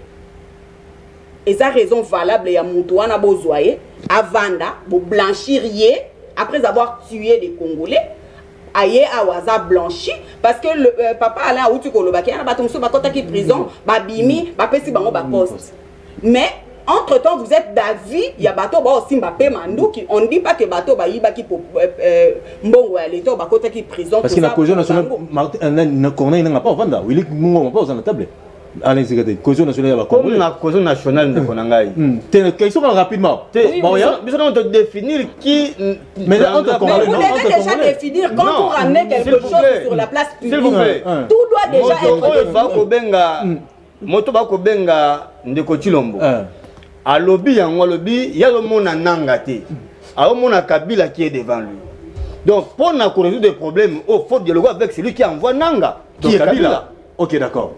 Donc Nanga arrêtez. Mais entre Congolais, continue maman. Nanga a cause la oyo a ordre ya Kabila parce que c'est netika pas to Kabila même dans un représenté par voilà maman Togi. Voilà. Nazongi na kadi po papa Alain alingia ambroyenga. Totuni. Na pesika ne maman, na pesika ne ya. Voilà, totuni motuna na concertation na ba oyo basimi manduki pona ba frustration ya ba intérêt personnel na bango. Na quête ya pouvoir égoïste na bango bango pe sengeli na bango ba ya ba vanda ba blanchir bango lobito mona bango lisusu ko ba poste na mboka oyo otuna kitoko soki ezaka rapona makamwa wana nous disons non. OK.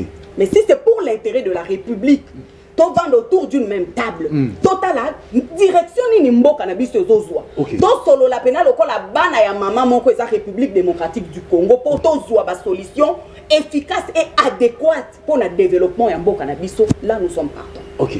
Mais ce que ça pour na ko blanchir bateau à cause de la frustration na bango on a ko ba inutile et égoïste là nous ne sommes pas partants. Et vous avez la solution parce que ekozala kaka ndenge na uti koloba les mêmes causes vont produire les mêmes effets. Partagez ça là. Oyo esalama avant le les zala ki pona koluka ko blanchir ba oyo bakenaka na RCD.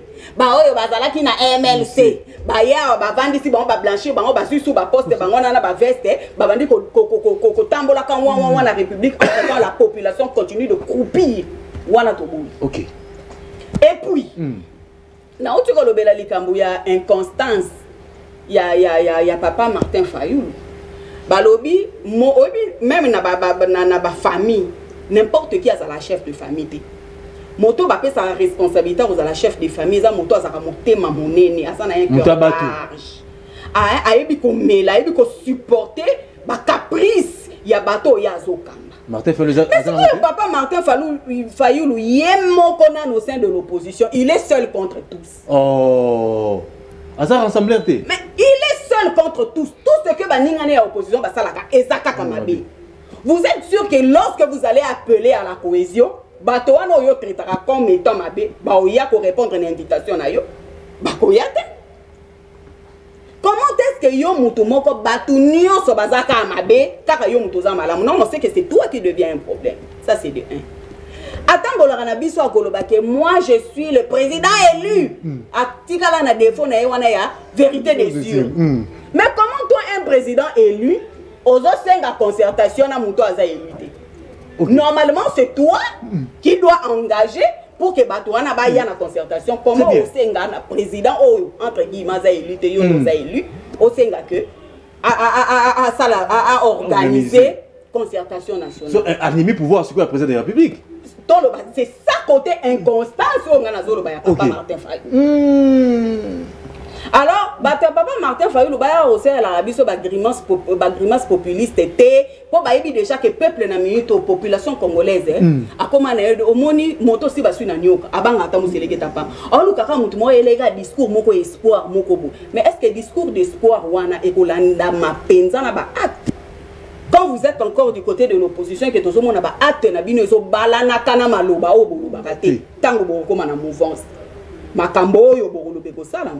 Ça c'est la question. C'est un mot important et à cause nationale pour le moment. Voilà. Alors beli kambo na chuté wana beli kambo ya est. Que oui, problème il y a est photo et bango. Nous n'avons pas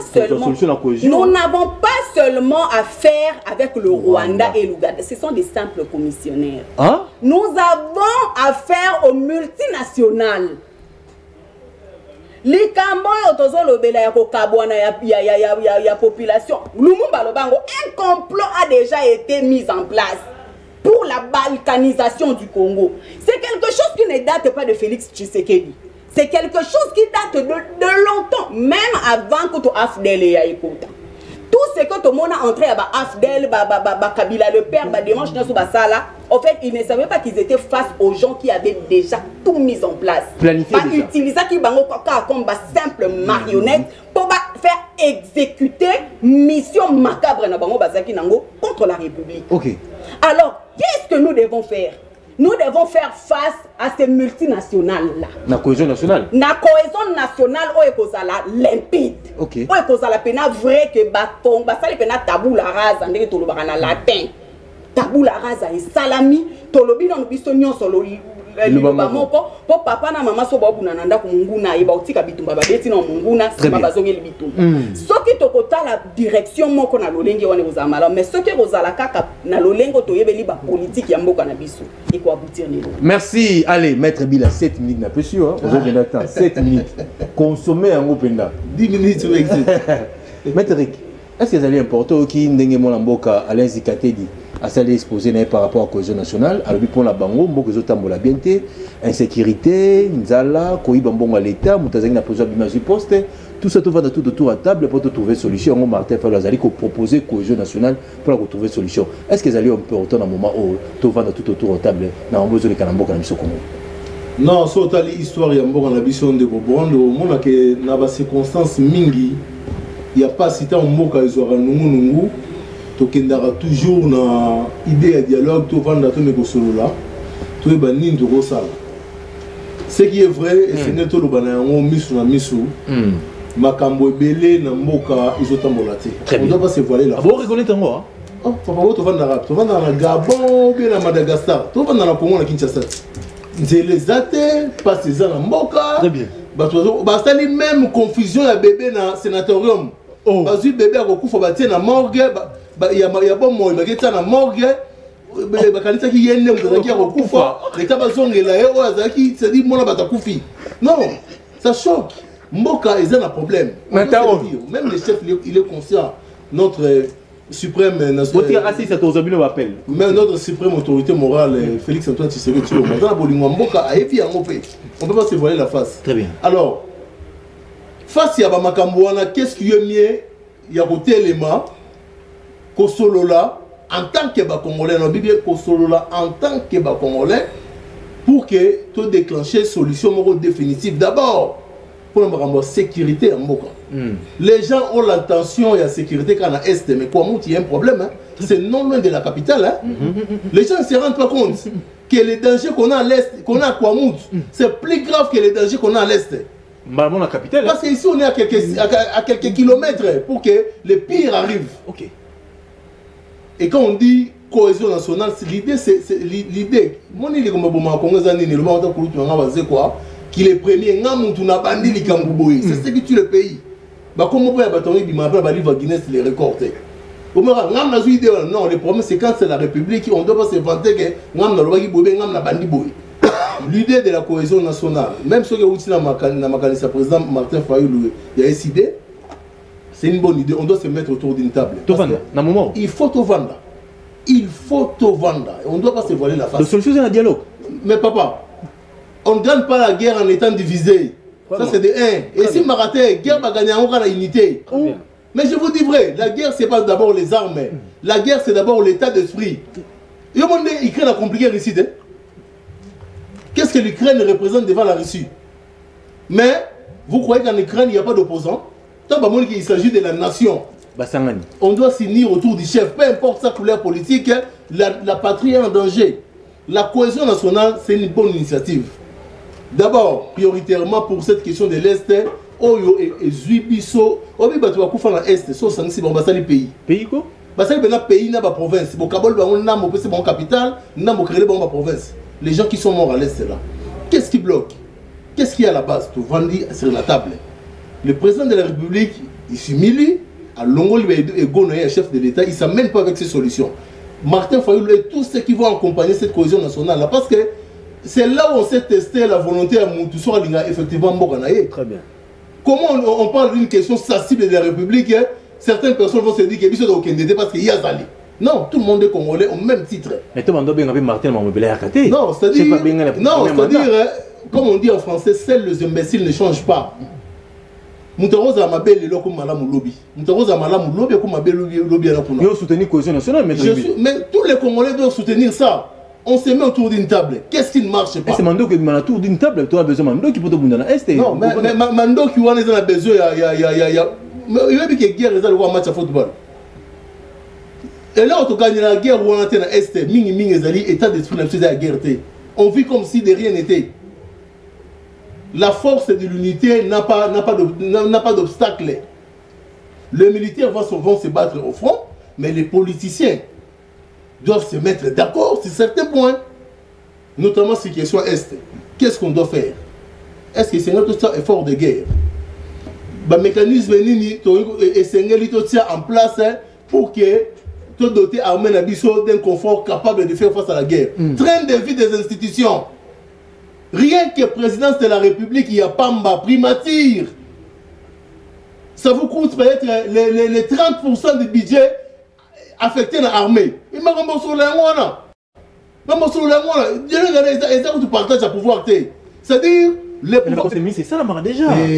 Papa, il y a une différence entre ce que vous prenez comme décision parce que vous êtes aux affaires et les décisions que vous prenez avec les autres qui ne sont pas aux affaires. C'est-à-dire, au moment discordance entre opposition et biso, na pouvoir et biso. Il y a un de ça à force à Mounia. Très bien. On doit se mettre sur la table. Deux exemples simples. Comment je viens de dire aussi, l'affectation du budget. Président, c'est le train de vie à l'institution. Ils ont dit quoi, Makassi? Ils ont dit quoi, Makassi? Est-ce qu'il y a une solution? Non, c'est-à-dire, il y a pas si parmi les éléments sur lesquels on peut débattre. Il faut trouver un dialogue cohésion nationale.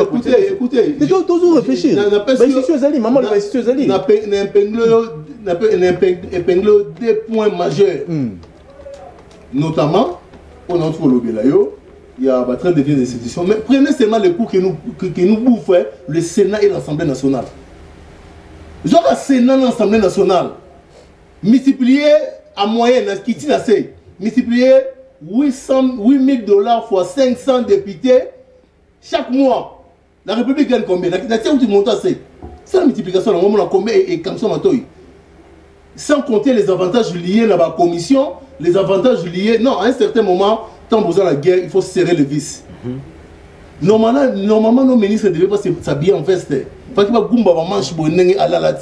La guerre, c'est un état d'esprit. Maman a d'abord conférence. Salama, Kodjo, Salama, non, ici, nous sommes dans un format neutre. D'ailleurs, c'est un format moko, c'est-à-dire qu'on ne prend pas position comme opposant, encore moins comme pouvoir. On prend position comme Congolais. Donc, comme Congolais, il faut cohésion nationale. Il faut tout ça, il faut tout solo. Très bien. Mais aujourd'hui, mon frère, on vit à Kinshasa, on arrive à boire, on arrive à marcher un peu calmement au-delà de Koubouna Kona. Très bien. Vous vivez dans un pays où un autre pays agresseur vous prend en otage. Vous imaginez calvaire ni bandevona vivre chaque jour. Batuna en otage, balingi pays na binoté. mais bon vendre sous égide na bango mais moi je n'avais été là le solo mbalebele nga ba rwandais ba kutana na boma. J'ai vu comment une fille on vient la prendre devant moi. Ba rwandais ba ke violer na moi. Ba tozo tala à l'époque ba rwandais ba botola comme central wana. Et ils vivent ça chaque jour. On doit avoir des larmes. La solution, c'est la cohésion nationale. Tu solo li, tu régler le point où ils ont empêché que ils ont la force à Mongolia parmi Bissomoro. Tu nous bannis la vérité. Hors institution. Hein? Hors institution. Hors institution, c'est-à-dire. Ton dialogue, ils ont membre institution. Gouvernement mes alliés, parler mes alliés, c'est les alliés. Si ça vaut la peine. Pour la paix et pour l'intégrité territoriale, que l'on puisse partager les pouvoirs pour que tout le monde se retrouve vos affaires au nom de la nation. Allons-y. Allons-y. Allons-y. Nous, à Serre, nous ne partageons pas cet avis. Oh, nous, à Serre, nous sommes pour la cohésion nationale si et seulement si et ça pour l'intérêt de la République. Très bien. Mais ce que comme il faut partage ya pouvoir, ne vous en faites pas. Bato Mikolo que les mêmes causes produisent les mêmes effets. Je vous assure. Bato bazo mususo baroya ceux qui bayoki déjà que token. Et bon oui, et puis la question dans nos bisoto tuna cohésion on va le faire avec qui? Avec les Congolais. Et ceux qui la cohésion, on le fait à l'interne, pas à négocier avec l'ennemi. On va blanchir personne. Mais on va aller chasser des forces après que nous soyons unis. On peut pas légaliser guerre. Non, ayepe na cohésion ana et puis ba blanchir ba pesi yepe poste moko parce que moko ya ba réserve au nom de quoi comme qui au nom de quoi comme mais il est congolais non Martin faut la vivre congolais écoutez mon frère Brown c'est là que les gens doivent comprendre la cohésion c'est pour faire face à ceux qui combattent la République. OK Fayou la Simi Minduki vrai ou faux? Vrai. Nous aussi Simi Minduki Deli c'est ça Massou Minduki Moukwega la Simi Minduki. Et pourquoi seulement elles doivent aller prendre les armes pour tuer les Congolais? Donc, cohésion nationale, il ne sera pas question de blanchir les gens, il sera question de nous qui sommes unis dans la loyauté. Qu'est-ce qu'on va faire? Mais c'est la sécurité, c'est aussi la tête. Écoutez, la guerre de l'Est, et s'il y a un dialogue, le dialogue c'est pour donner un coup de pouce à nos frères RDC. Très bien. La guerre est motonné et aussi sa moto. Allez, merci maman. Si ça allez sécurité la zone là-bas. Mais non, on a ça déjà position la concertation. Bon, voilà l'engagement de l'Union sacrée. Non, il s'agit de la République. Il ne s'agit pas de l'Union sacrée. Parce que l'Union sacrée, on peut déjà être Titanic. Donc nous on parle, c'est Titanic. Donc nous on parle, moi je parle ici en tant que Aster, Kolobak. Kokutana sous l'arbre et palabre et ça m'a bêté mais très bien allez-y Kateli rapidement ngana beteli maman maboko pe bila maboko pour la nuit non je sens en eux le patriotisme atako moi un peu à divergence na on qui va point convergence c'est belé parce que sokotali les deux personnalités à la plateau na bango balé ya union sacrée bali pour dialogue moi je ne pas habit dialogue on to kenda ba nan mais d'abord azali a priori pardon pour les dialogues mais ko solane siko on est comme makambu ya ba question mais ko solola et ça m'a bêté yinga lobeli bila pe lobeli na ye en tout cas bila bravo oh bila yi 8 maman yi 6 bila bravo encore. Parce que motuna moko bila tunia motuna ya makaya motu ya makasi pena sepena yango ya motuya alobi dialoguer sur les questions qui font la force de l'ennemi ni nyango esa la makasi ya monguna oyo c'est la faiblesse na biso est-ce que ça ko kabona o toza na ngote yango profiter simana yango parce que okomona ka monguna ngo azo utiliser les faibles d'esprit o baba congolais pour ba congolais na bango moko ba se justifier na siaba congolais wana maman otanga nanga awa bien que tant beaucoup dit sanga alobi ache sanga bon donc 50-50 tantôt azako tantôt te plus de lobby en bongote mais kota la nyoso wana nous sommes les Congolais mon frère toi na mboka mosusu te e makambi le lobby na wa prêter toujours la parole là tout à l'heure parce que ebimi na monoko ya Brown qui na koyate te et c'est là mutu moko azwa initiative pour bat musu balanda mais moto on n'a pas eu initiative amibuka pe ma pera mona kezala na danger te pour na bela meki ko pesa maloba c'est ça le problème yango moni fala so ba ke to elongola ba ego na biso total attaque o asalaki nga boye o asalaki boye total la lobby maman je vous rassure que idée na biso eza si tu as Martin Fayulu eza te ke poto ka la poste mais oyo pe bilanzo loba soki ko kabola poste on va okende nous ne sommes pas d'avis et là pour intérêt na ba ya mboka quoi dia babe bozo te na biso te bozo na boye non omoni makaba omoni idée à l'engagement de mboka on va comprendre nous sommes clairs mabe zanini les 73 dialogues conciliation conciliable conclave et autres tout ça na mboko yo tu es toujours solde nango tu es toujours finalité na yango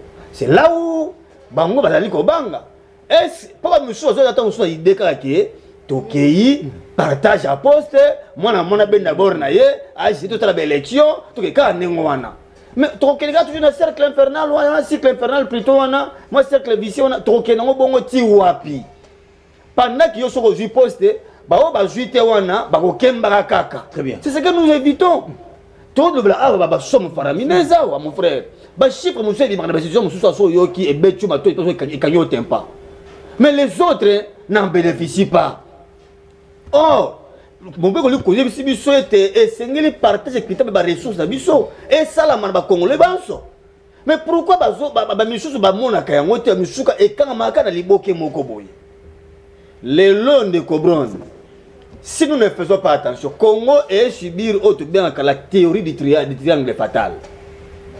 Toi, on a bourreau, comité international, multinational, tout ce que vous voulez, on va aller sous-traiter Rwanda, Burundi, Bango, à Salineti, Babourou, la Simi, angle, Liboso. Deuxième angle, c'est le peuple congolais, le Congo et la richesse congolaise. Bana posa mabele à Congo, Bana posa quitter à Congo. Nakobomaka ba congolais très bien siko esenga ndambu mo ba congolais ba telema ba influencer ba sous c'est ce que Dieu a fait avec Moïse. Il y avait le bourreau qui était là comme Égypte ba victime ba na Israël mazuka Moïse na baron atindi bokende bosa la front pour bobima Moïse non Moïse et cause la yo et cause la bila et cause la maman et c'est pas le zana non place là comme un roi au moins ba cause babio kwa boya kala maman bon à l'époque il n'y avait pas encore HR il y avait la République non c'est là na kele mukina kele boy ndeko biso na ntoko benga Eliezer tout ça qui na ye tout ça na ye parce qu'il était là comme journaliste engagé. Tout ça, il y a marche belé, à dynamique opposition, il y a qui a dit longo. Je me rappelle, il y a marche moko sur tout ce qu'on a Schengen, à l'époque, il y a nani. Donc on était ensemble, tous bagages ensemble. À l'époque, à cette époque-là, Papa Etienne nous allait soutenir. Abandonné comme benga président élu. Papa Etienne, que les gens allaient soutenir. 2011 à 2016, Papa Etienne s'est considéré comme président élu. Il était là à la recherche de son impérium. Et Moto Yona Simanaye, Azalaki Sima Etienne Tissé de Moulumba. Et il ne reconnaissait pas aussi Kibokonzi Yande Konabiso Kabila.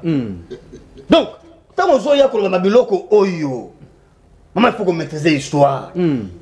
Et l'autre, je me Congo na Kokabona Kaba différence Moussou Yangoy. Boni Boni, tout ça, Namboka, on de Kobron, Bantu Banab élection.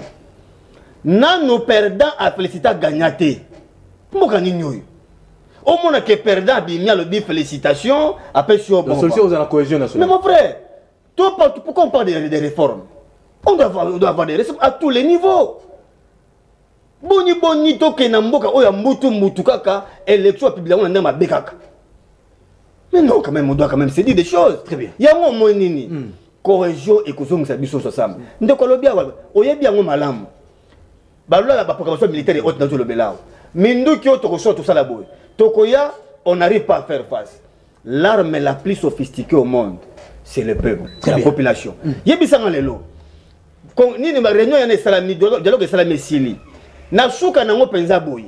bamoni Martin Fayulu bamoni ndeko kanani Félix Mukwege bamoni batu nyonso oyo yebi wana ya makasi babimi peut-être avec Kabila je peux dire avec une seule tenue et peut-être là signe moko bango sutana motu na message moko fort bato banimilaka Mukwege bazali banimilaka Félix banimilaka Fayulu banimilaka bazali bango tout mais bato nyonso na bosangisi bango à cause ya langage moko bilo misi boso na bango donc il a implicite traité non tout le poste était ouais sûr tout le poste était ndeko film de mener tout la Congo ndeko nga bron nous n'aurons pas d'excuses derrière nous très bien nous n'aurons pas d'excuses médiateur nani mon frère nous avons des intelligents mais c'est quoi ça c'est quoi ça l'église catholique oyo nini protestant bazali pourquoi pas bango kaka ndona ngai pourquoi pas bango pourquoi pas bango bazaba oyo bakoki kosunga bakongole bavanda basolola très bien batala likambo ya mboka na bango ok oyo kosala ke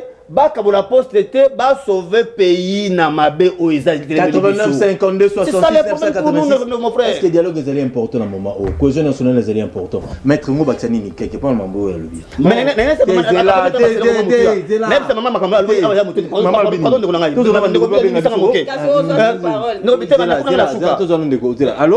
Allô, bonjour. Bonjour, Ndeko Bengi Moussa Komonane.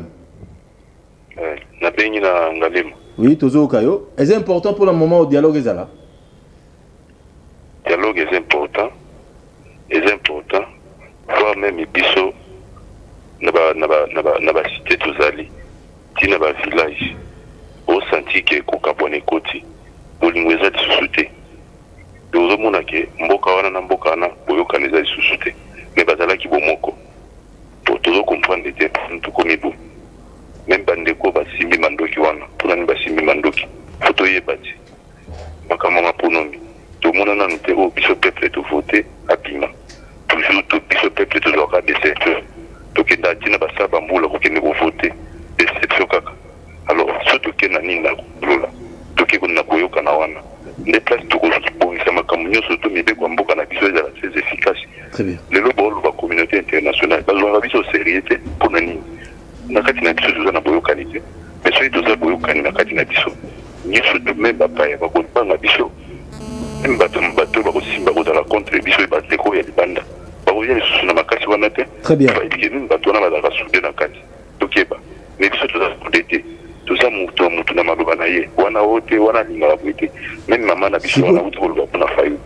Fayulu. Banda bandeko banda kokima ye. Keno batikaka ye. Bon, côté bango bakendaka eloko ni déjà mpona mpona mwa biso peuple. Par rapport ya Fayulu ndenge atikaka bato wana bakimba longwaka mpe na Fayulu. Très bien. Mais tomonaka clair te biso peuple toujours. Nana koki kobengisa dialogue yango nana koki kobengisa dialogue nana koki kobengisa dialogue nana koki kobengisa dialogue nana koki koorganiser dialogue. Mais moto aza nete ya kosalisa dialogue eza bandani bamope. Très bien, merci. Merci papa. Merci, message eleki. Basango banani basalisi na eloko wana. Très bien. Tozo ndambo. 89 52 66 956 au moins baksanini rapidement. Maman nangai grâce que alobi awana mboko en quelle zaka progressive. Maman grâce. Te kana mboko te. Bon, te na lobi na atala mboko kaka te awa. Yebisa biso enquête ya Okende Chéribin et comment wapi posa progressive. Enquête ya juge Yani et comment posa progressive. Enquête ya ndeko général Kayimbi et kenda wapi posa eza progressive. Très bien. Allô? Ya mi balé. Ndeko nanga suka rapidement. Allô tozo ba téléspectateur. Allô? Bonjour. Bonjour papa Benga Komonane. Bon, on a bien une minute justement j'ai lu plusieurs reportages sur Omar. Ok d'accord, on a c'est comment c'est un moment où c'est important pour tout gagner dialogue. Bon, pour on a eu dans mon bazo service. Il y a distraction.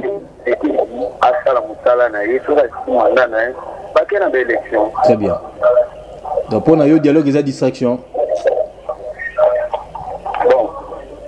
Merci. Merci. Allez, Eric Bila, merci. Population habite dialogue, il y a distraction. Allez, personne dans le bon raté. On se le bail qui est important. Non,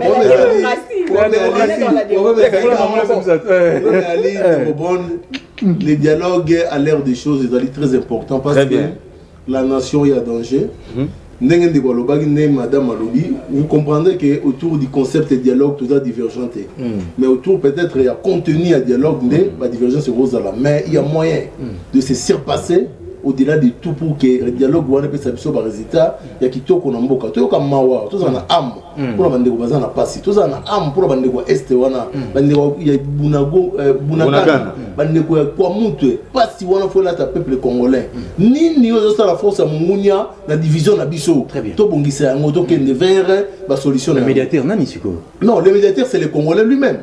Ça peut être l'église, ça peut être la société civile. Organiser le dialogue non, écoutez, c'est ce que c'est le problème. Non, c'est-à-dire que sous l'égide de la Senko, ou sous l'égide de la société civile, on appelle les Congolais autour d'une table. Ça passe.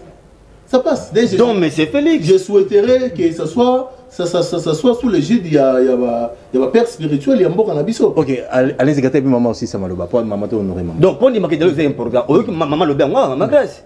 Et t'es même ignoré, ça de la Titanic. Et qu'il a chaviré. Non, mais maman me donne qu'il a chaviré. C'est pour vous dire qu'il y a un problème. Donc, il faut que les Congolais vraiment, solo là. Mais, Nakatiwana, à tout le monde, awa, dialoguer pour quelle finalité? Tout le monde déjà, c'est pour préserver l'intégrité, écouter ma camusou, des détournements et autres, mbongo, comment les gens utilisent ça, pour faire écouter ma camusou, on a pu réformer ma kasi pour refonder l'État. Alors, le bissou a été ma camouya, fallu le contre tous. Non, mon frère, maman, essayez de se payer la pone yango. Ce que tu as vu, c'est chrétien. Au début, il est arrivé un moment, Jérémie, je connais, non, pas Jérémie, et lui. Et lui s'est rendu compte qu'il y a un moko. Non, tout le monde veut aller chez Bal. Mais tu n'es pas resté, tu n'es pas seul, il y a encore les multitudes derrière de toi. Donc c'est pour dire que maman, il n'est pas seul. Il est là avec le peuple qui le soutient. C'est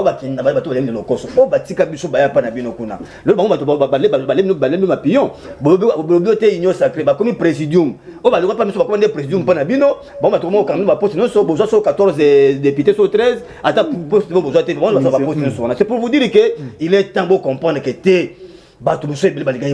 très bien.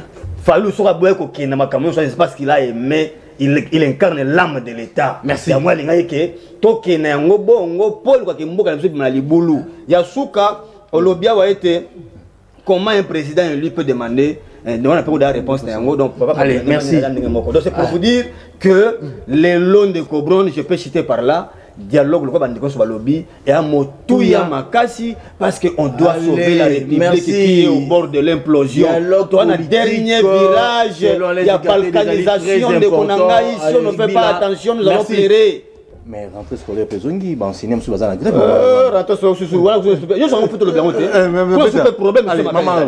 Rentrée scolaire, enseigner, on va se déclarer toujours. Oui, puis Papa Brown. Merci, mais va sous d'autres cieux dans les pays à grande démocratie. Même dans les pays où il n'y a pas de Kim. Il y a un secteur où il y a un secteur moko créé. Il y a Mboka. Il y a même socle. Il y a Mboka. Le secteur local, le secteur enseignement. Deux fois, on a écœuré à Otala que enseignant à l'acquis sa premier ministre Ndeni Yakokoma, si l'élo, aza tolo baza sous-payé.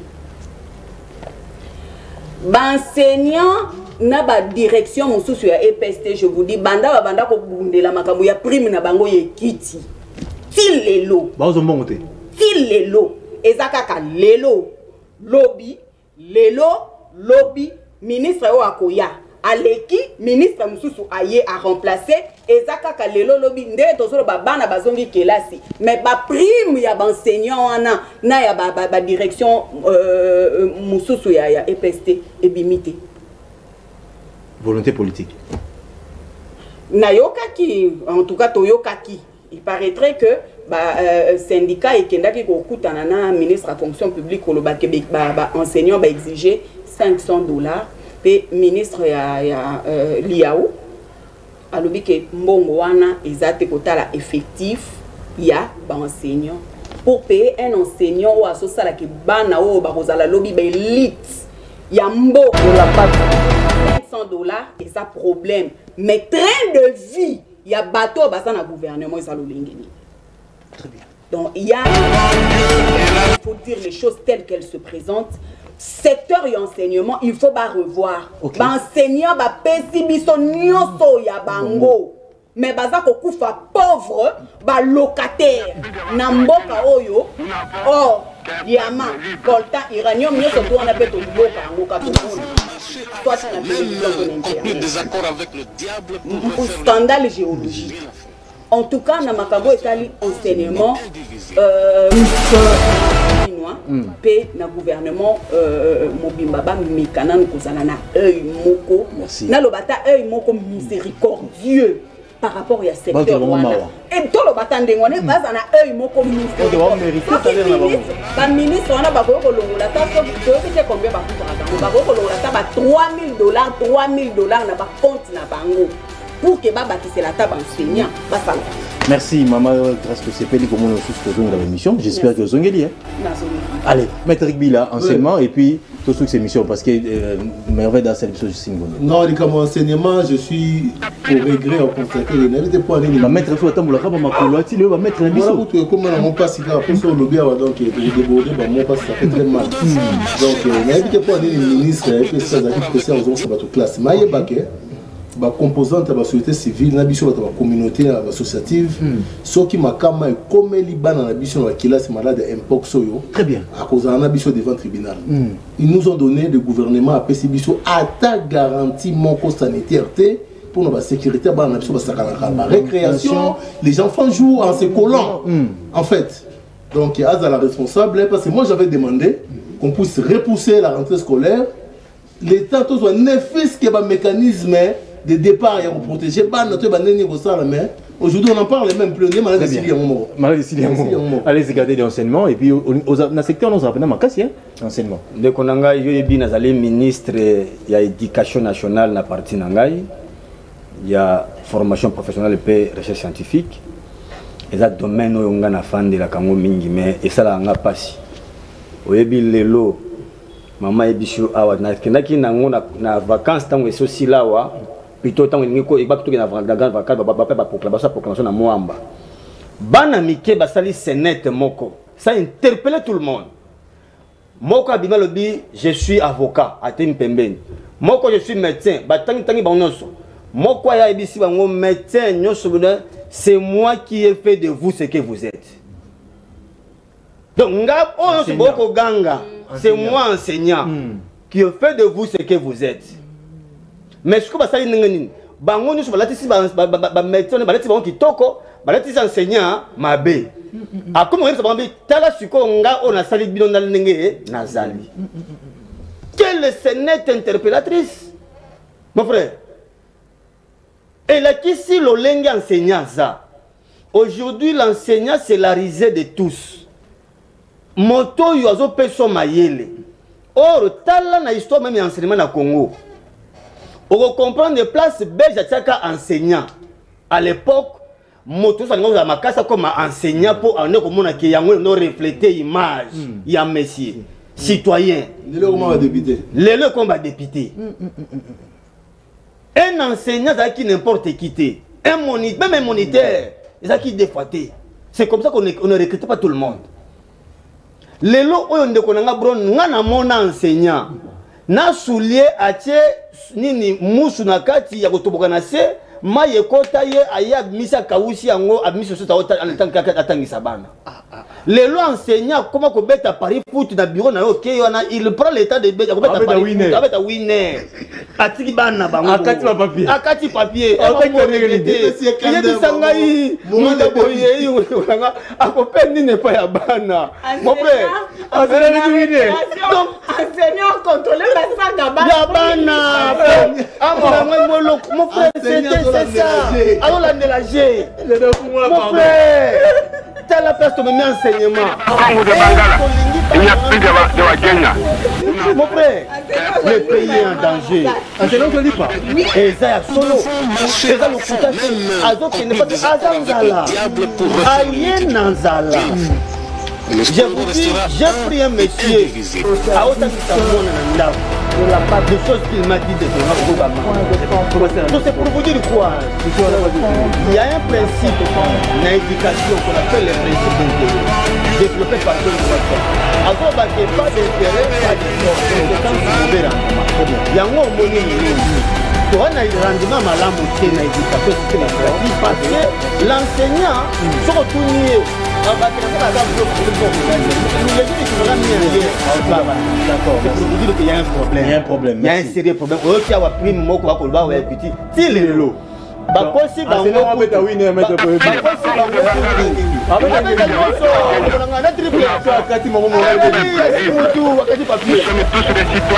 Nous devons marcher à fond, même conclure des accords avec le diable pour refaire l'unité du Congo. Rien à faire. Et le Congo restera un et indivisible. Au service de la patrie, il n'y a point de camp politique. Seul compte la compétence